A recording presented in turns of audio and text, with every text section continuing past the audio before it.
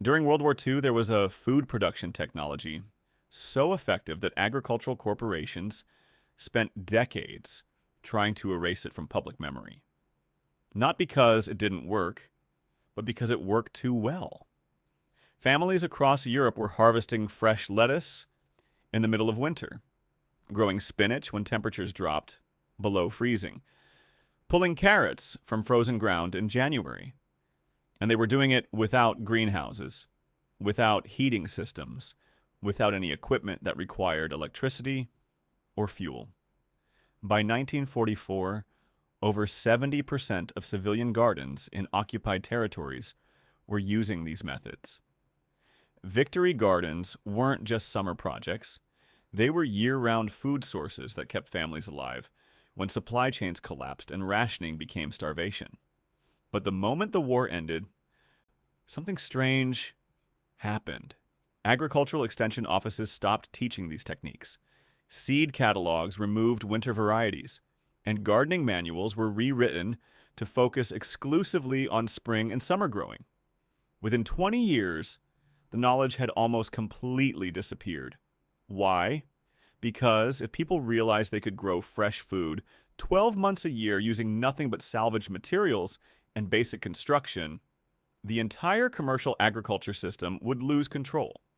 Grocery stores, seed monopolies, industrial farming operations, all of it, threatened by families who didn't need permission or payments to eat fresh vegetables in winter.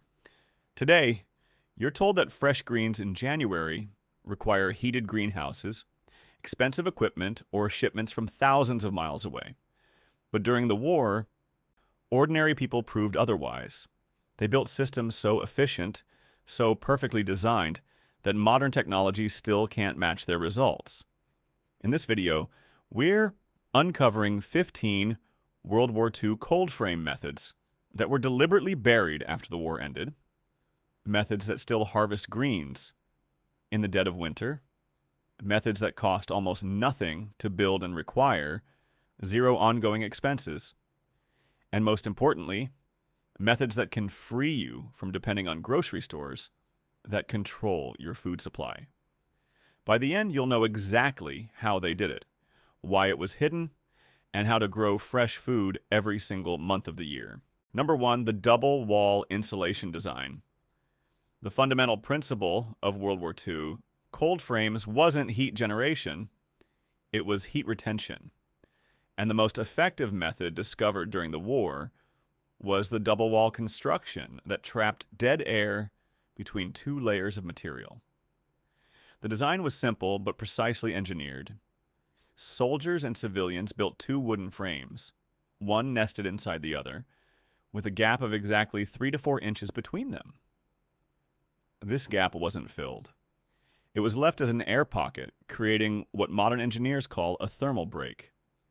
The outer frame was typically built from salvaged lumber, often from bombed buildings or demolished structures. Dimensions weren't critical, but most measured 4 feet wide by 6 feet long by 18 inches tall at the back, sloping down to 12 inches at the front. This slope, typically 15 to 20 degrees, was crucial for capturing maximum sunlight even during low winter sun angles. The inner frame sat completely separate, creating that 3 to 4 inch gap on all 4 sides. This airspace acted as insulation. Heat from sunlight during the day was captured inside the inner frame. The air gap prevented that heat from escaping through the walls at night. Temperature measurements from military agricultural units showed the inner frame maintaining temperatures 15 to 20 degrees Fahrenheit warmer than outside air, even without any additional heat source. What made this design revolutionary wasn't complexity. It was understanding that still air insulates better than almost any material. Modern insulation foam works on the same principle, trapping tiny air pockets, but the World War II design achieved this using nothing but scrap wood and correct spacing. The bottom of the frame sat directly on soil, never on concrete or stone. Soil, even frozen soil, retains more heat than air. By keeping direct contact with Earth, the frame captured geothermal heat, the constant 50 to 55 degree temperature that exists a few feet below the surface even in winter. The top was covered with salvaged glass windows. Old storm windows, or in desperate situations, even oiled cloth stretched tight. Glass was preferred because it transmitted 90% of sunlight while blocking wind completely. The angle of the glass, matching that 15 to 20 degree slope, ensured that low winter sun hit perpendicular to the surface, maximizing heat capture. This wasn't guesswork. Agricultural engineers embedded with military units tested dozens of configurations. They measured internal temperatures, plant growth rates, and survival percentages. The double wall design with 3 to 4 inch air gaps consistently outperformed every other method, including some that used active heating elements. Number 2, the black water bottle thermal battery. Heat retention was critical, but heat storage was the key to overnight survival. And the most effective thermal mass system developed during World War II used something available everywhere: water bottles painted black. The principle is basic thermodynamics. Water has extremely high heat capacity. It takes 1 calorie of energy to raise 1 gram of water by 1 degree Celsius. Compare this to air, which requires only 0.24 calories for the same temperature change. And this means water stores over 4 times more heat than an equivalent volume of air. Soldiers and civilians collected glass bottles, wine bottles, beer bottles, even medicine bottles. These were painted black using soot mixed with animal fat, or in some cases, actual black paint, salvaged from abandoned buildings. And the black coating was critical. Dark surfaces absorb 90 to 95% of solar radiation. Clear or light-colored surfaces reflect most of it. These bottles were filled with water and arranged along the north side of the cold frame, standing upright.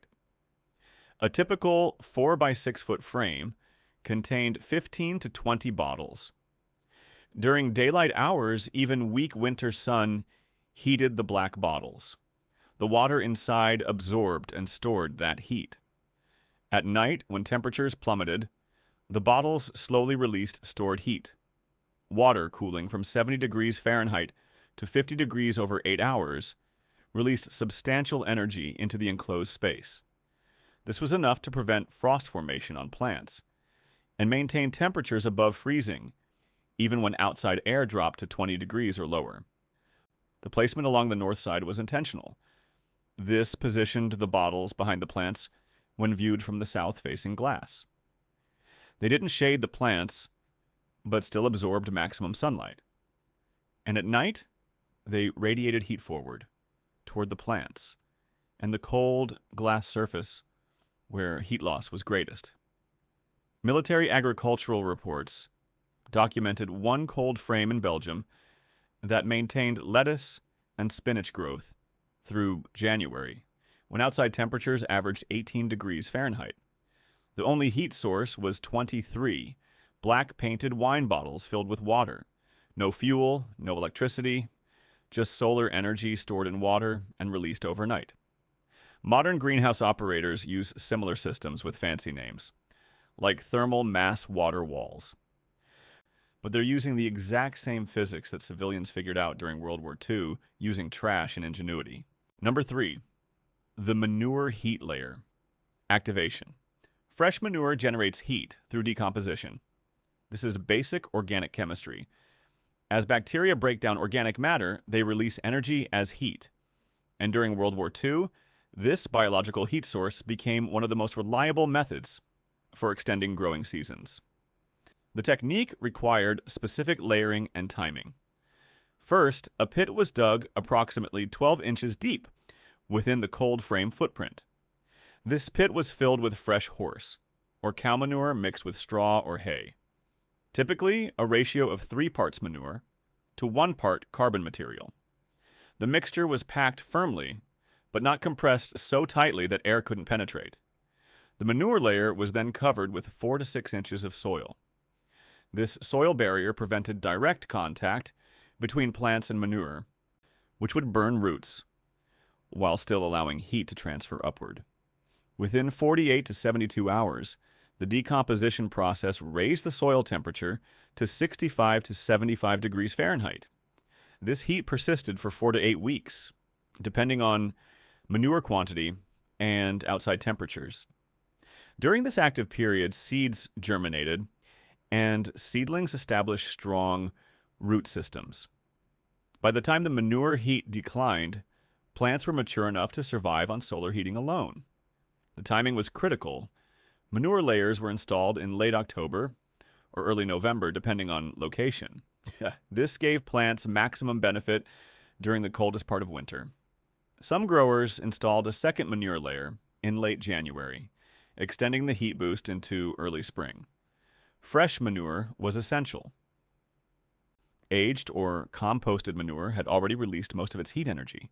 Farmers and civilians during the war often traded goods or labor for fresh manure from working animals. In cities under siege, where horses were used for military transport, manure became a valuable commodity. Specifically for this purpose, modern organic farmers rediscovered this technique and marketed it as hotbed gardening. But it's not new technology. It's World War II survival science that worked then and still works now for anyone willing to source the materials. Number 4, the straw bale wind block perimeter. Wind was the silent killer of cold frames. Even with perfect insulation and heat retention, wind infiltration dropped internal temperatures by 10 to 15 degrees. And during World War II, when materials were scarce and every degree mattered, blocking wind became a critical design element. The solution was surprisingly simple. Straw bales stacked around the north, east, and west sides of cold frames created windbreak walls that dramatically reduced heat loss. The south side remained open for sunlight, but the other 3 sides were protected by bales stacked too high, approximately 36 inches tall. Straw, not hay, was specified. Hay contains seeds and decomposes faster. Straw, the hollow stems left after grain harvest, is more durable and provides better insulation. The hollow structure traps air in thousands of tiny tubes, creating an insulation value similar to modern foam board. The bales were positioned approximately 6 inches away from the cold frame walls, not directly against them. The small gap prevented moisture from the bales transferring to the wooden frame, which would cause rot, and it created an additional dead air space for extra insulation. Temperature measurements showed that cold frames protected by straw bale windbreaks maintained internal temperatures 3 to 6 degrees warmer than unprotected frames in identical conditions. This difference often meant the difference between plants surviving or freezing. The bales served a secondary purpose. In early spring, as they began to decompose from winter moisture, they generated modest heat, similar to compost. This spring heat boost helped transition cold frames from winter survival mode into active spring growth.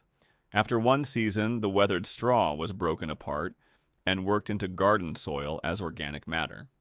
New bales were stacked for the next winter. This cycle turned a heating system into a soil amendment, maximizing resource efficiency in a way modern agriculture has forgotten. Number 5, the selective ventilation timing system. Overheating killed more cold frame plants than freezing. This surprised most people, but it was documented fact. On sunny winter days, even when outside air was below freezing, internal cold frame temperatures could spike to 90 or even 100 degrees Fahrenheit within hours. And that heat, without proper venting, killed cold hardy plants faster than frost. The solution wasn't complicated, but it required understanding and discipline. Cold frames needed ventilation during daylight hours, but only when internal temperatures exceeded 60 degrees Fahrenheit. And they needed complete sealing at night, with absolutely no air gaps. Soldiers and civilians developed several monitoring methods. The simplest was a small thermometer hung inside the frame at plant height. When it reached 60 degrees, the glass lid was propped open on the south side, typically 3 to 6 inches. This created a chimney effect. Hot air escaped at the top. Cooler outside air entered at the bottom. But the gap was small enough that wind didn't create excessive air exchange. The timing mattered enormously. Frames were opened mid-morning, typically 2 to 3 hours after sunrise once internal temperatures had risen. They remained open through afternoon, but were closed an hour before sunset. This captured the last warmth of the day, while preventing cold evening air from entering. On overcast days, or during extended cold periods, frames remained closed entirely. Plants could survive several days without ventilation if temperatures stayed moderate. The risk of heat stress outweighed the benefit of air exchange. More sophisticated growers used automatic vent openers, simple devices with wax-filled cylinders that expanded with heat and pushed lids open. These operated on purely mechanical principles, no electricity required. When internal temperature reached a set point, typically 55 to 60 degrees, the expanding wax triggered the opener. As temperatures cooled, the wax contracted and the lid closed. These devices were manufactured before the war for greenhouse use, but were repurposed for cold frames during material shortages. Some innovative builders even created homemade versions using metal rods with different expansion rates, though these were less reliable. The key lesson wasn't the specific mechanism. It was understanding that cold frames required active management. They weren't set and forget systems. They were partnerships between builder and nature, requiring observation and response. Number 6, the succession planting calendar. Growing food year-round required more than just protection from cold. It required understanding plant maturity timing and staggered planting schedules. And during World War II, agricultural experts developed specific planting calendars that maximized cold frame productivity across all 12 months. The system worked in 3 waves. The first planting occurred in late August or early September, while weather was still warm. Fast-maturing greens like lettuce, spinach, and arugula were seeded directly into cold frames. These grew rapidly through early fall, reaching harvest size by late October or November. But here's where the system became clever. Instead of harvesting entire plants, growers used cut-and-come-again technique. They harvested outer leaves while leaving the central growing point intact. Plants continued producing new leaves, albeit slowly, through winter. A single lettuce plant seeded in September could provide leaves through February if managed correctly. The second planting wave happened in late October or early November, after the first wave had established. Slower growing cold hardy varieties like winter density, lettuce, masha, and claytonia were seeded between the existing plants. These germinated slowly in cooling soil, taking 4 to 6 weeks instead of the normal 2 to 3. But once established, they tolerated temperatures down to 15 to 20 degrees Fahrenheit. The third wave came in late January or early February. As daylight hours increased and soil temperature started rising, fast-growing varieties like radishes, Asian greens, and more lettuce were planted. These matured rapidly through March and April, bridging the gap until outdoor gardens could be planted. This succession system meant cold frames never had empty space. As one crop declined, another was already growing to replace it. And because different plants had different cold tolerances, the system had built-in redundancy. If an unexpected cold snap killed the most tender varieties, hardier backups were already established. Military agricultural units distributed printed planting calendars for different latitude zones. These specified exact dates for each planting wave and listed approved cold hardy varieties. Civilians followed these schedules religiously because they were based on data from thousands of test plots across Europe. The calendars didn't survive the post-war period. Seed companies shifted focus to spring-summer production, and the knowledge of winter planting schedules largely disappeared from mainstream gardening literature. Number 7. The glass positioning angle optimization. The angle of cold frame glass wasn't arbitrary. It was calculated based on latitude and seasonal sun angle to maximize heat capture during the shortest days of winter. And during World War II, this calculation became standardized across different regions. The formula was surprisingly precise. The glass angle should equal your latitude plus 15 degrees. So if you're at 40 degrees north latitude, typical for much of Europe and the northern United States, your glass should be angled at 55 degrees from horizontal. This ensured that winter sun, which reaches a maximum angle of only 25 to 30 degrees above the horizon at midday, hit the glass as close to perpendicular as possible. Perpendicular sun angle matters because it maximizes light transmission and heat absorption. When light hits glass at a sharp angle, much of it reflects away. When it hits near perpendicular, 90 to 95% transmits through. This difference over the course of short winter days dramatically impacted internal temperatures. Most World War II cold frames used a simpler approximation. The back wall was built 18 inches high, the front wall 12 inches high, and the frame was 6 feet deep, front to back. This created approximately a 15-degree slope, which worked adequately for latitudes between 35 and 50 degrees north. More sophisticated builders adjusted dimensions based on exact latitude. In northern regions, Scotland, Norway, northern Germany, back walls were built taller to increase the slope. In southern regions, Spain, Italy, southern France, slopes were gentler. The principle remained constant, but dimensions adapted to local sun angles. Glass thickness also mattered. Single-pane glass, the standard for window construction, transmitted light well, but provided minimal insulation. Double pane, or 2 layers of single pane, with an air gap between, provided significantly better heat retention overnight.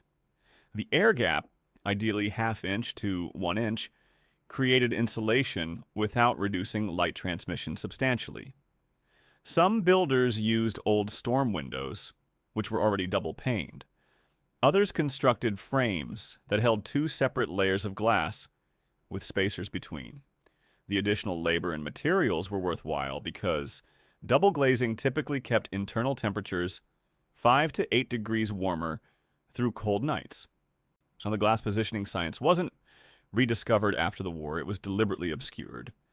Modern cold frame plans rarely specify angles or provide latitude-based calculations. They offer generic designs that work moderately well everywhere, but optimally nowhere, because optimal performance means less dependence on commercial systems. Number 8, the root crop overwintering method. Cold frames weren't just for leafy greens. Root crops, carrots, beets, turnips could be stored in ground through winter using cold frames as protective covers.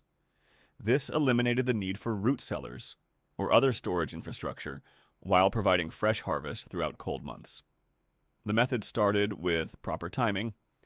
Root crops were planted in late summer, typically July or early August, to ensure they reached full size before serious cold arrived. When temperatures consistently dropped below 40 degrees Fahrenheit, usually late October or November, the tops were cut back to about 1 inch above the crown. A layer of loose straw or dried leaves, 4 to 6 inches deep, was spread over the bed. This mulch layer prevented soil from freezing solid, allowing harvest even during winter. Then, the cold frame was placed over the entire bed, creating a protective environment that kept soil workable. Throughout winter, gardeners simply removed the cold frame lid, pushed aside mulch, and harvested as many roots as needed. The remaining vegetables stayed in ground, protected by the cold frame. This storage method had several advantages over traditional root cellaring. First, vegetables stayed crisper and fresher because they remained living and connected to soil moisture. Root cellar storage gradually dehydrates vegetables over time. Second, no special storage structure was needed. The garden bed itself became the storage area. Third, no risk of rot or pest damage that often plagued root cellars. The technique worked best for cold, hardy varieties. Carrots were ideal, tolerating soil temperatures down to 28 degrees Fahrenheit without damage. Beets, turnips, rutabagas, and parsnips also performed well. Potatoes were marginal, more prone to frost damage, but workable with extra mulch depth. One documented case from a British allotment garden in 1943 showed continuous carrot harvest from November through March using this method. The gardener started with approximately 60 pounds of carrots. By spring, 51 pounds had been consumed fresh, with minimal waste. Storage losses in root cellars typically ran 20 to 30%. Modern market gardeners rediscovered this technique in recent years and promote it as innovative season extension. But it's standard World War II practice, refined under conditions where food waste meant hunger. Number 9, the thermal blanket night cover. Heat loss through glass accelerated at night. Even double-paned glass couldn't prevent significant temperature drops when outside air reached extreme lows. The solution was removable insulation that covered glass during darkness, but was removed for daylight sun exposure. The most common material was burlap sacks, stuffed with straw, dried leaves, or even crumpled newspaper. These created insulated blankets approximately 2 inches thick. Each cold frame required 2 to 3 blankets depending on lid size. The routine became habitual. 30 minutes before sunset, blankets were laid across the glass surface and weighted at the edges with stones or wood strips to prevent wind displacement. At sunrise, or more precisely, when enough light existed to work without electric light sources, blankets were removed and stored under cover to keep dry. Temperature data showed night blankets maintained internal temperatures 7 to 12 degrees warmer than uncovered frames. This often meant the difference between 28 degrees, where most plants survive, and 20 degrees where damage becomes significant. The labor seemed intensive, daily covering and uncovering. But in practice, it took only 5 to 10 minutes per frame once the routine was established, and that investment protected weeks or months of growth from a single killing freeze. More elaborate systems used hinged frames covered with insulation that could be lowered over glass, like awnings. These reduced labor, but required more construction skill and materials. Most home growers stuck with simple, removable blankets. The critical factor wasn't the specific material. It was establishing the discipline of daily covering. Forgetting even one night during an extreme cold snap could destroy an entire frame. Families developed systems where this task was assigned to specific individuals, often children old enough to manage it reliably. Post-war, as heating systems became standard and commercial food supply stabilized, this labor-intensive practice was abandoned. Modern gardeners occasionally use row covers or plastic sheeting for similar protection, but rarely commit to daily application and removal. The World War II generation understood that survival sometimes requires daily discipline, not occasional effort. Number 10, the ammonia soil amendment pretreatment. Soil preparation for cold frames differed significantly from regular garden beds. Cold soil held moisture longer, increasing the risk of fungal diseases and root rot. And depleted soil meant poor growth rates that plants couldn't recover from during short winter days. The pretreatment solution came from agricultural chemistry understanding. Several weeks before planting, typically mid-September for November starts, growers applied diluted ammonia solution to cold frame soil. The ratio was 1 cup of household ammonia typically 10% ammonium hydroxide, to 2 gallons of water applied evenly across every 10 square feet. The ammonia served multiple purposes. First, it immediately provided nitrogen in a form plants could access quickly. Second, it temporarily sterilized soil, killing many fungal spores and disease organisms that thrived in damp, cold conditions. Third, it raised soil pH slightly, moving acidic soils toward neutral range, where most vegetables prefer to grow. After application, soil was turned to a depth of 6 to 8 inches and allowed to rest for 2 weeks. During this period, excess ammonia volatilized into the air, and remaining ammonia converted to nitrate, the form most plants use. Planting immediately after ammonia application would burn young roots, but waiting 2 weeks allowed chemistry to stabilize. The treatment was repeated mid-winter, typically January, using half-strength solution. This refreshed nitrogen availability and provided another mild sterilization effect without disturbing established plants. The solution was applied to soil surface around plants, not directly on foliage. Measurable results were documented. Treated cold frames showed 30 to 40% faster growth rates and significantly less occurrence of damping off disease, a fungal condition that killed seedlings in cold damp conditions. The cost was minimal. Household ammonia was available even during shortages because it had industrial applications. Modern organic gardening movements often reject chemical amendments like ammonia, preferring compost and manure. But during World War II, when organic matter was scarce and every plant needed to produce maximally, ammonia provided fast results that slow-release organic methods couldn't match. The knowledge persists in some agricultural circles, but is rarely taught to home gardeners. Because ammonia is cheap, widely available, and reduces dependence on commercial fertilizers and soil amendments. Number 11, the seedling hardening, cold shock protocol. Plants started in warmer conditions and then suddenly moved into cold frames died, not from freezing but from shock. Their cellular systems couldn't adapt fast enough to temperature changes. The solution was a gradual hardening process that conditioned plants to tolerate cold. The protocol took exactly 14 days. Seedlings started indoors or in protected areas were introduced to cold frame conditions in measured stages. Days 1 through 3, they spent daylight hours inside the closed cold frame. Overnight, they returned to warmer shelter. This exposed them to increased light intensity and gradual temperature reduction.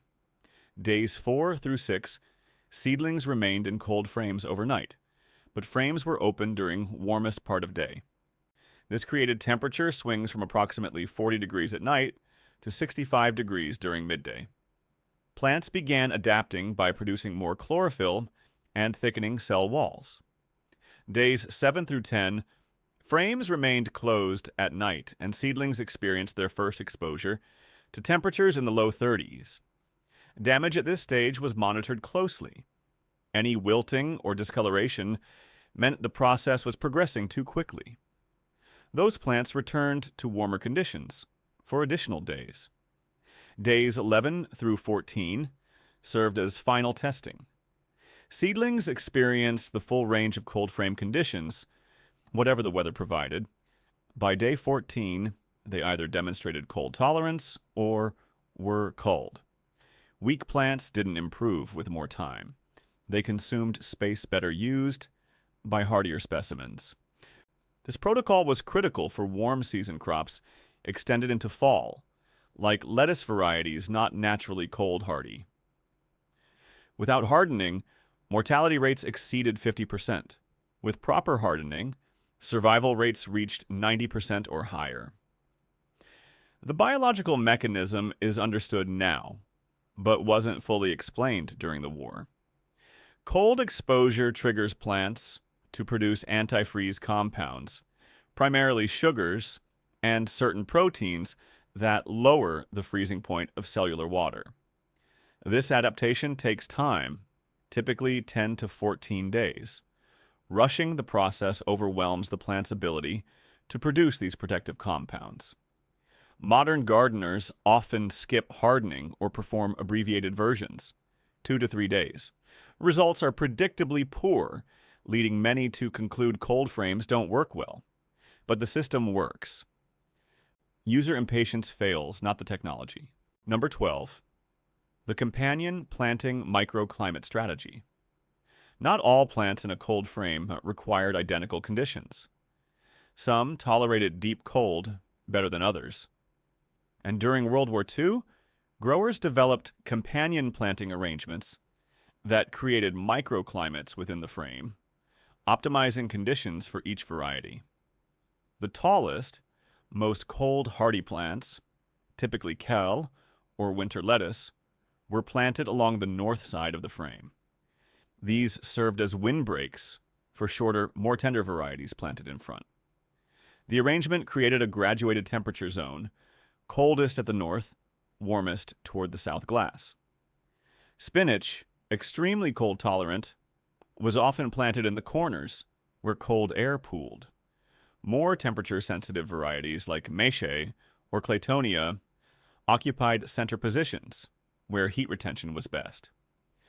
Radishes, which tolerate cold roots but prefer warmer leaves, were planted in the south positions closest to glass, where sunlight was strongest. This wasn't arbitrary arrangement. Temperature monitoring showed variation of up to 8 degrees within a single cold frame, depending on position.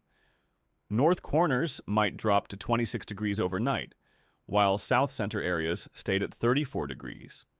That 8-degree range made the difference between frozen plants and thriving ones. Plant height also mattered. Taller plants in back didn't shade shorter plants in front when south-facing sun was at low winter angles. Everything received adequate light while the canopy arrangement trapped warm air under the taller leaves, protecting shorter plants below.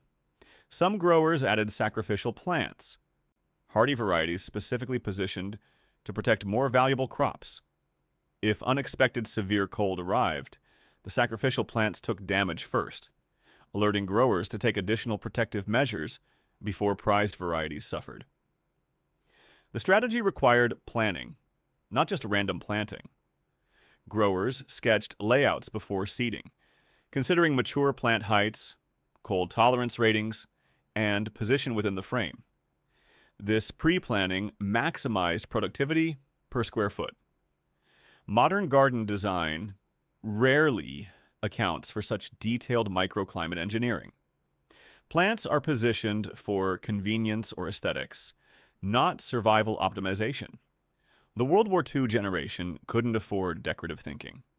Every choice served functional purpose, and the results showed in survival rates and harvest yields. Number 13. The snowpack insulation enhancement.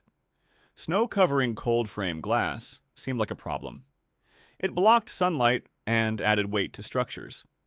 But experienced growers during World War II learned that strategic snow management actually improved cold frame performance during extreme cold periods.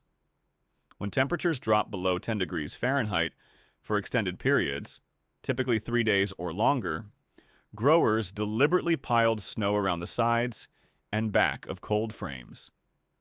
This snowpack, 4 to 6 inches thick, provided additional insulation beyond what the frame structure itself offered. The principle is basic physics. Snow is approximately 95% trapped air. Air is an excellent insulator. Fresh powder snow contains even more airspace, creating insulation value comparable to fiberglass insulation. When packed around cold frame walls, it prevented cold air infiltration and reduced heat loss through solid surfaces. The glass surface required different treatment. Light snow accumulation, up to 2 inches, was left in place during the coldest periods. This thin layer provided insulation at night, while still allowing some diffused light penetration during day. When temperatures moderated above 20 degrees, or when snow depth exceeded 2 inches, it was carefully cleared. Heavy snow had to be removed promptly to prevent structural damage.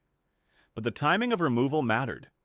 It was best done during the warmest part of day, typically early afternoon, This allowed the cold frame to capture maximum sunlight during remaining daylight hours. Some growers created ventilation tunnels through side snowpacks.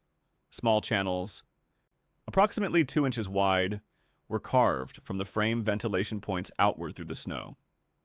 This allowed proper air exchange without removing all insulating snow mass. Temperature data supported the practice. Cold frames with strategic snowpack maintained internal temperatures 3 to 5 degrees warmer than cleared frames during severe cold snaps. This modest improvement often prevented plant damage. The technique required judgment, not rigid rules. Light, fluffy snow provided better insulation than dense, wet snow. Fresh snow was preferable to old, crusted snow. And geographical differences mattered. Wet maritime snow behaved differently than dry continental snow. Post-war, as greenhouse technology advanced and home heating became reliable, this type of detailed environmental management was forgotten. Modern growers typically just clear all snow immediately, not understanding that strategic snow use improved rather than hindered performance. Number 14, the partial harvest stress response technique. Harvesting entire plants reduced future productivity. But during World War II, growers discovered that selective partial harvesting actually increased overall yield through a stress response mechanism in plants. The technique was specific. For leafy greens, like lettuce, spinach, and kale, only outer leaves were removed, never more than 1/3 of total leaf mass per plant. The inner growing point and youngest leaves remained intact. This partial harvest triggered the plant to produce replacement growth. The biological mechanism is now understood. When leaves are removed, the plant interprets this as damage and accelerates growth hormone production to replace lost tissue. In warm conditions, this response is moderate, but in cold frames where growth naturally slowed, the stress response partially compensated for low temperatures. Growers documented the results. A lettuce plant completely harvested provided 1 meal. The same plant, partially harvested every 10 to 14 days, provided fresh leaves for 4 to 6 weeks before finally exhausting itself. Total yield was approximately 3 times greater from partial harvesting. The timing of cuts mattered. Leaves were removed in morning after frost had melted, but before midday, sun warmed the frame. Plants recovered best from harvest stress when not simultaneously dealing with temperature swings. Clean cuts were essential. Leaves were cut with sharp knives or scissors, not torn. Torn tissue damaged more plant cells and created entry points for disease. Each cut was made 1 inch above the base of the leaf stem, leaving enough tissue for the plant to seal the wound. After harvesting, plants were left undisturbed for at least 2 days to recover. During this period, energy diverted to healing and initiating replacement growth. Harvesting too frequently exhausted plants, faster than allowing adequate recovery time. The practice extended to root crops as well. Mature carrots could be partially harvested by pulling every other root, leaving remaining plants more space and resources. The gaps allowed better air circulation, reducing disease risk. Modern agriculture prioritizes single large harvests for efficiency. Home gardeners often follow this model without questioning whether it makes sense for small-scale production. The World War II technique of continuous partial harvesting better suited survival gardens where extending harvest duration mattered more than peak yield on one day. Number 15. The spring transition. Double-use strategy. Cold frames didn't become obsolete in spring. They served a critical secondary purpose, starting warm season crops weeks before last frost, then transitioning those seedlings to outdoor gardens while converting the cold frame to herb production. The timing sequence started in late February or early March, depending on region. While cold, hardy greens still occupied cold frames, tomato, pepper, and other warm season seeds were started in small containers inside homes or any heated space available. These seedlings grew indoors for 4 to 6 weeks. In mid-March, as days lengthened and the solar heating increased, the winter greens were harvested completely. Cold frames were cleaned, soil was turned and amended, and the indoor started warm season seedlings were transplanted into the cold frames. The cold frame provided protection from late frost and wind, while exposing plants to full sunlight intensity far greater than indoor conditions could provide. Seedlings grew stockier and stronger than those kept indoors through full seedling stage. After last frost, typically late April or early May, these seedlings were transplanted to main garden beds. They had 2 to 3 week head start over direct seeded plants and transitioned more successfully because cold frame conditions closely approximated outdoor garden environment. But here's where the strategy showed its brilliance.